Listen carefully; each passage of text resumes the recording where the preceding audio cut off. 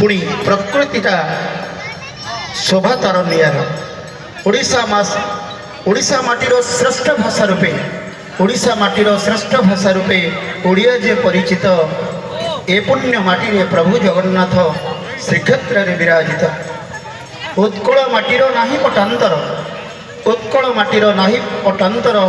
कोले शस्य श्यामला भरा स्वर्णाक्षर नाम लिपिबद्ध अच्छी जहाँ आम पाई उपासरा उत्कलीय पर्व ओषा बार पुणी उत्कलीय पर्व ओषा बार पुणी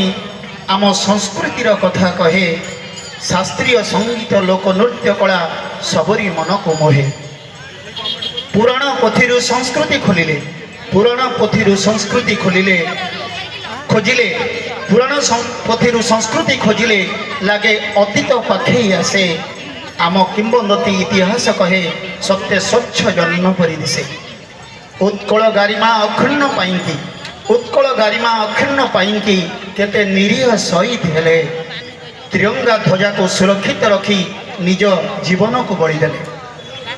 मो पुण्य माटी रे प्रभु बलदेव आज गांकर महास्नान पूर्णिमा शह शह भक्तों मेल महाप्रभु स्नान मंडप विराजमान एवं पुणी 15 दिन व्यवधान आम रथयात्रा को जीवा से उपरे मो पुण्य माटी रे प्रभु बलदेव रत्न सिंहासन उभा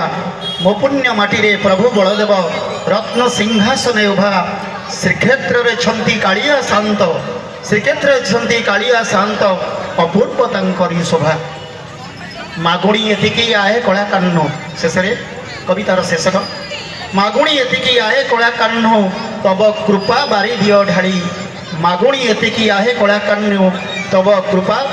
बारे दियो ढाली देशवासी को मो शांति दियो सदा देशवासी को मो शांति दियो सदा